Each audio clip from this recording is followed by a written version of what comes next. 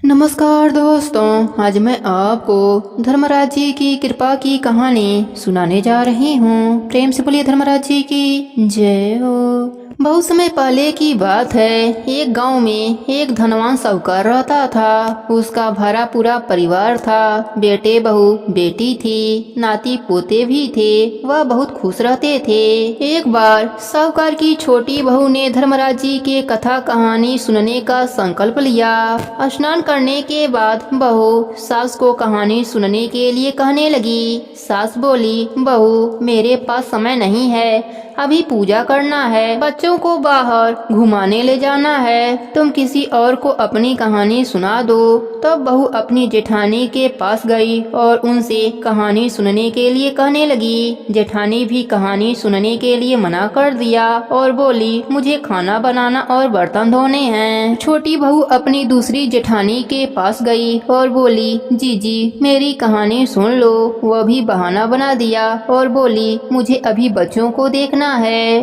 फिर वह अपने ननद के पास गई, बोली, ननद बाई सा मेरी कहानी सुन लो। तो ननद ने भी मना कर दिया।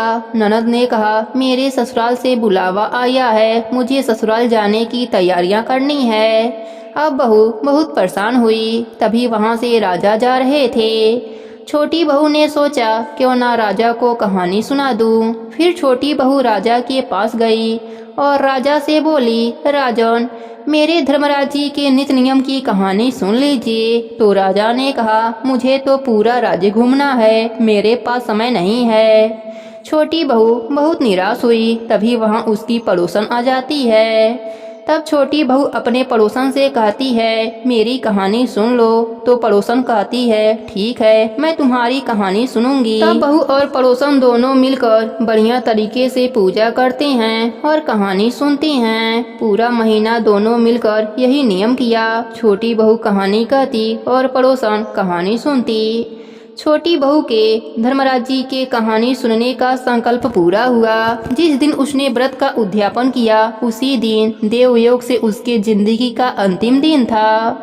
भगवान ने उसे लाने के लिए स्वर्गलोक से विमान भेजा। स्वर्गलोक से विमान आया देख छोटी बहू की सास भागकर उसके पास आई और बोली, मुझे भी तुम्हारे साथ जाना है। लेकिन बहू ने मना कर दिया। बहू ने अपने सास से कहा कि आपको तो पूजा करनी है, गांव में बच्चों को घुमाने ले जाना है, आप मेरे साथ कैसे आ सकती हैं। फिर बड़ी जेठानी आती है तो बहू कहती है, आप मेरे साथ कैसे चल सकती हैं, आपको तो खाना बनाना है। फिर छोटी जेठानी आती है, उससे भी छोटी बहू कहती है कि आपको तो बच्चे संभालने हैं, आप मेरे साथ कैसे आ सकती हैं। इसके बाद ननद भी आती है। तब बहू ने कहा, तुमको तो ससुराल जाना है, उसकी तैयारी कर रही हो, तुम मेरे साथ कैसे चल सकती हो।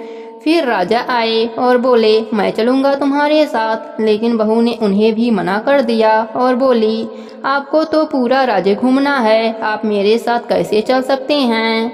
आखिरी में बहू की पड़ोसन आती है और कहती है, मैं चलूंगी तुम्हारे साथ। तब बहू कहती है, हाँ तुम चलो मेरे साथ, क्योंकि तुम ही तो हो जिसने पूरे महीने मेरी कहानी सुनी हो। छोटी बहू और पड़ोसन दोनों विमान में बैठकर स्वर्गलोक जाने लगते हैं। तभी रास्ते में बहू को घमंड आने लगता है। वह मन में सोचती है कि मैंने पूरे महीने धर्मराज जी का नित्य नियम किया, कहानी कही, इसलिए मुझे स्वर्गलोक का वास मिल रहा है।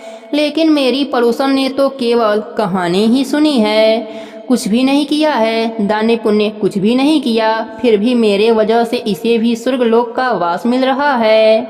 बहू यह विचार मन में सोचे जा रही थी। अचानक भगवान ने उसे विमान से नीचे फेंक दिया। तब बहू ने भगवान से पूछा, हे प्रभु मेरा अपराध तो बता दीजिए कि आपने ऐसा क्यों किया।